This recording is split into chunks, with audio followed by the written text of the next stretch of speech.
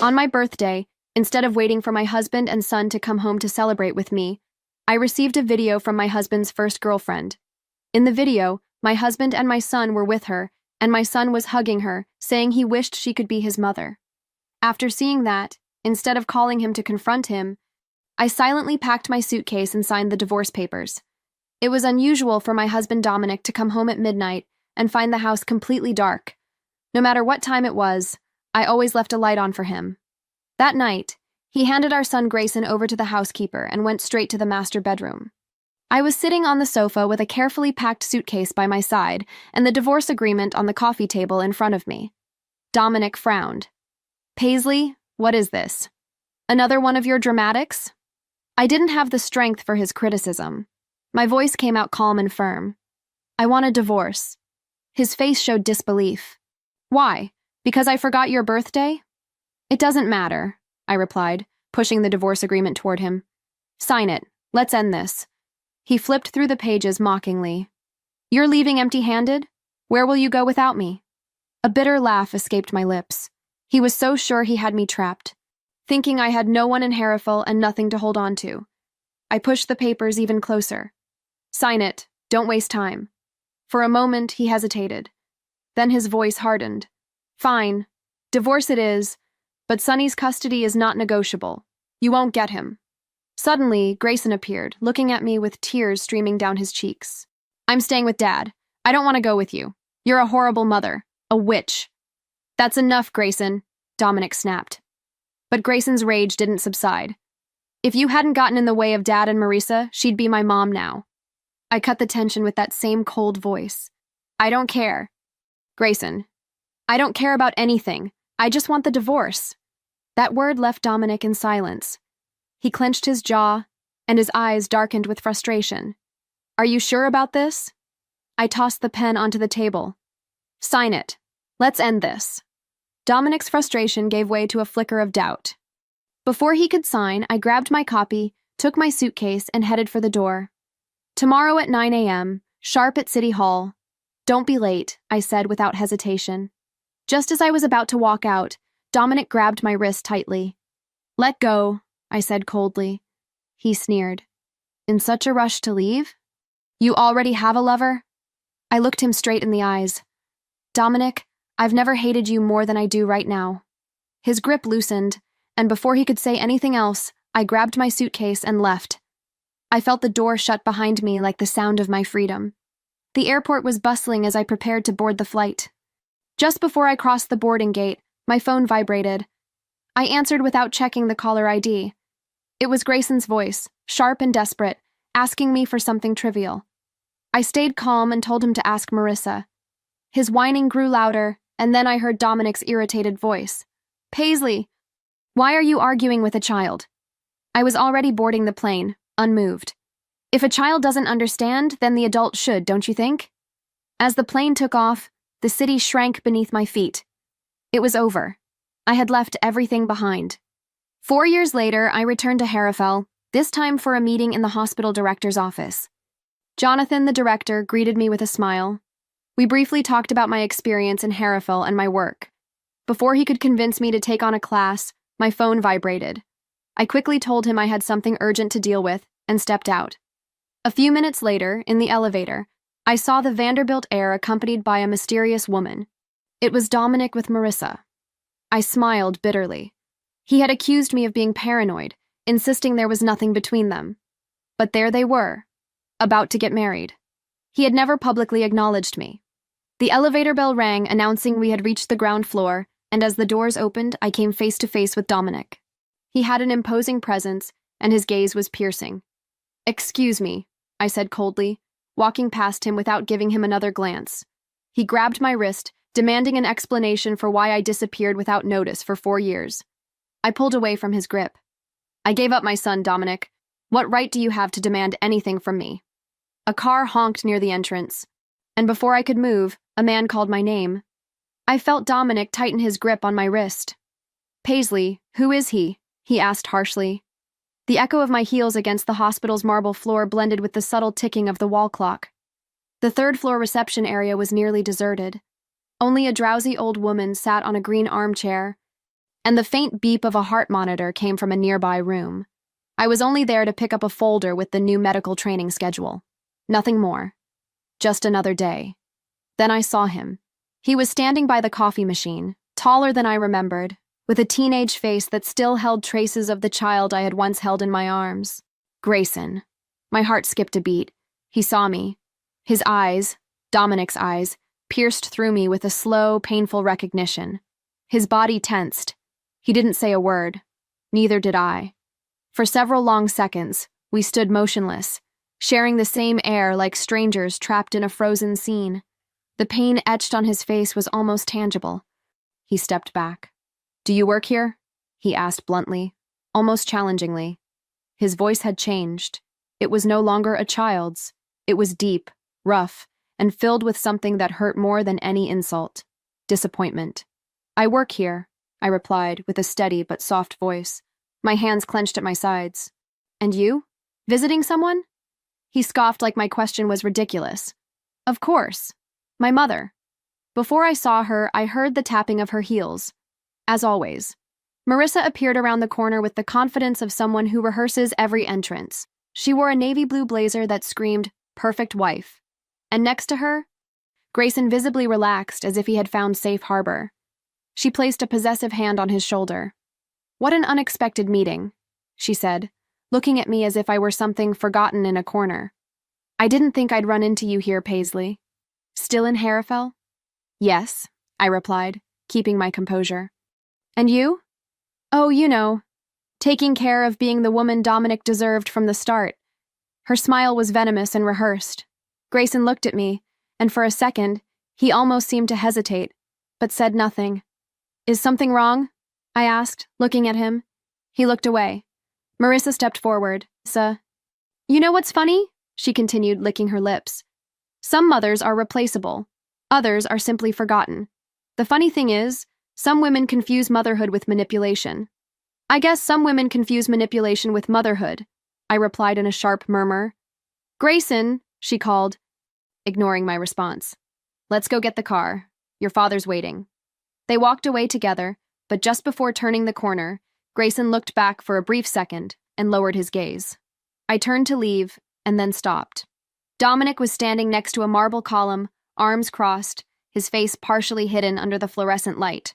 The same dark suit, the same calculated expression, but something in his eyes was different. Darker, heavier. "Are you enjoying yourself?" I asked indifferently. He took a step forward, barely making a sound on the polished floor. 4 years and you just show up. You didn't even talk to him." "He talked to me," I said.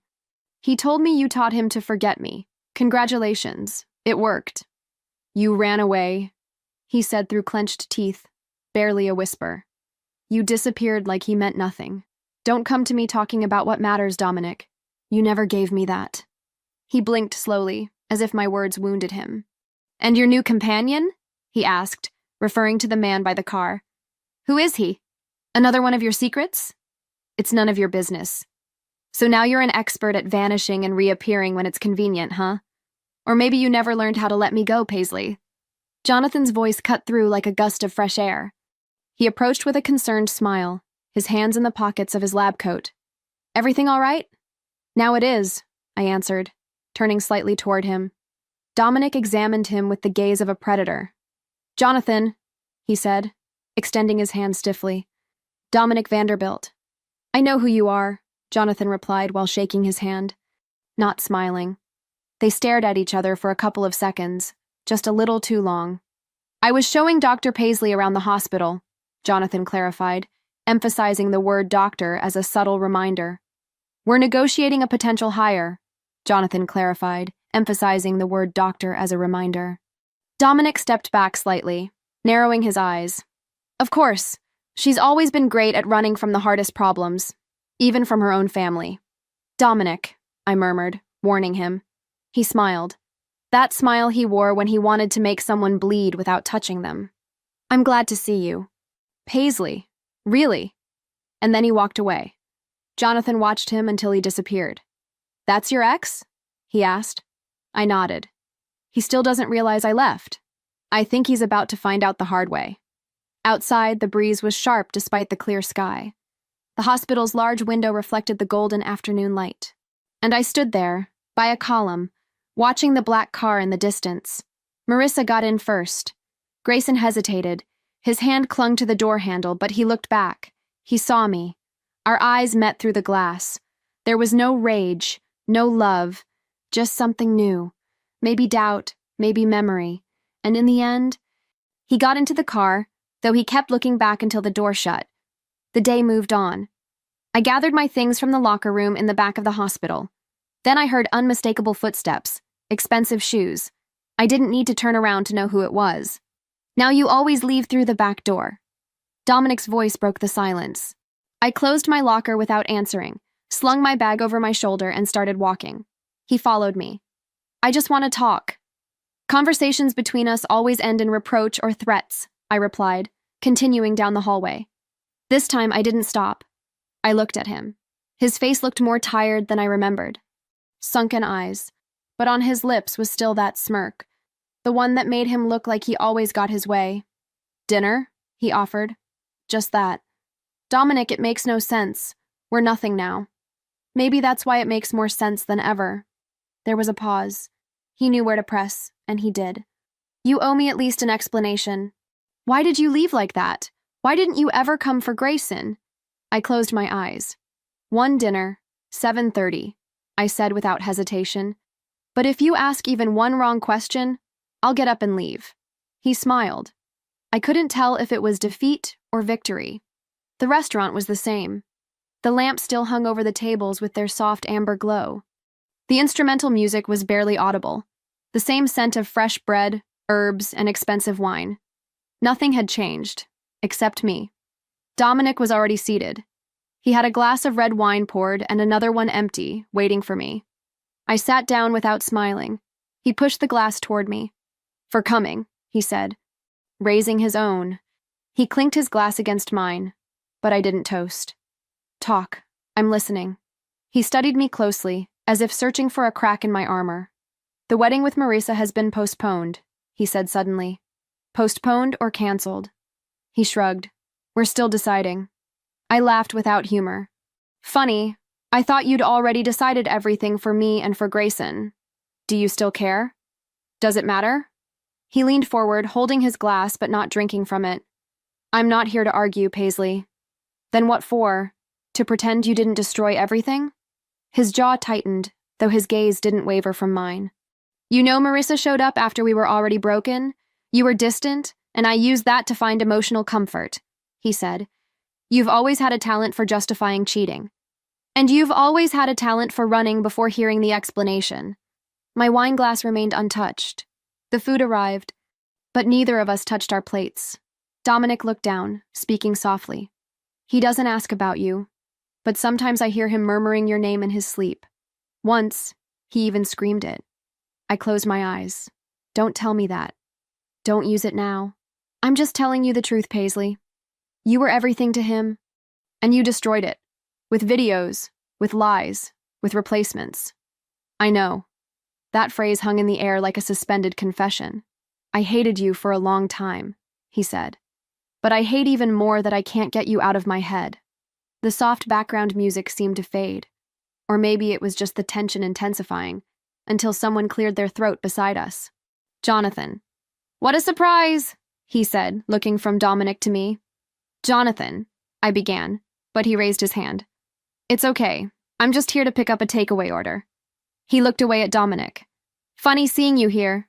I thought you were in Paris with your fiancé. Dominic gave a smile that didn't reach his eyes. Plans change. Some people don't, Jonathan noted, walking away from the table. Dominic said nothing for a while. This doesn't mean anything, he finally said. This dinner? I answered. I know. Though it didn't sound as firm as I hoped. You and Jonathan? He asked, swirling the wine in his glass. Are you serious? I let out a joyless laugh. Are you seriously asking me that? After Marissa? I'm just asking, not judging. Dominic, you judge even when you're silent. He set his fork down on the plate with too much force. It's funny. I always noticed the way he looked at you since you arrived in Harrafell. The kind of man who waits for you to stumble so he can be there to catch you. And you always had a gift for seeing enemies where there were only decent people.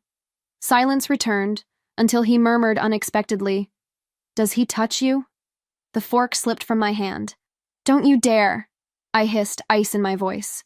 "It's just a question. One you no longer have the right to ask." He ran his hands down his face. "I'm sorry. I don't know why I asked." "Yes, you do, Dominic. You know exactly why." He looked at me with a deep intensity, full of unspoken words, but he said nothing. I paid my share of the bill, ignoring Dominic's silent look trying to stop me. He stood as I did. "Paisley." "No, Dominic. It was just dinner, just a conversation, and it meant nothing." "It did mean something," I replied. "It proved to me that I was right to leave." I turned and took 3 steps toward then I stopped and looked back. He was still sitting there, at the same table, the food untouched, the wine half full, surrounded by the memory of what we once were. For the first time, Dominic looked small. I walked away. The doorbell rang at 7:47 p.m., sharp like a punch to the chest. I looked through the peephole and didn't recognize him at first, but then I saw it clearly. The haircut, tense shoulders, hesitant eyes under the hood. I opened the door. "Grayson." He hesitated, but then stepped into the scent of my home. Ginger tea, old books, silence. It wrapped around him. "I didn't think you'd open. I never thought you'd knock." He dropped his backpack on the floor. "Marissa yelled at me. She said I was ungrateful just because I asked her the real reason you left. She said you ran off with another man, but I heard Dad say something different." "What did you hear?" "That it was him who sent that video, the one on your birthday." I held my breath. "He said he wanted to open my eyes, that you were unstable.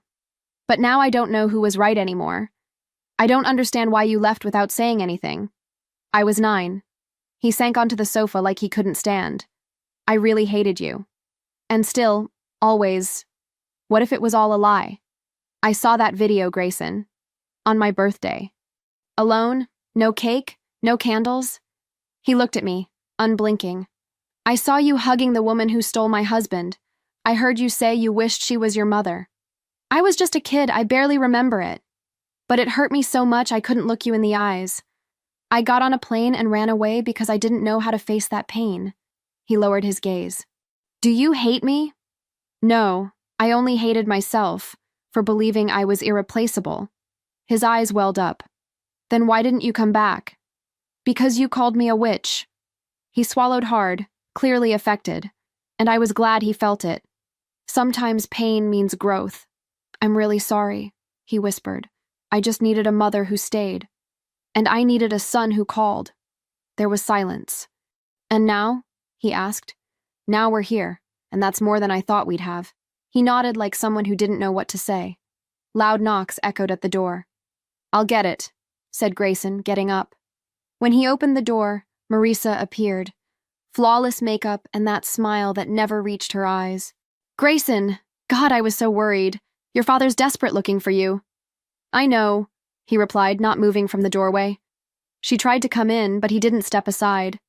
"What are you doing here?" Marissa asked, her smile cracking when she saw me at the back of the room. "He came to hear the truth," I replied.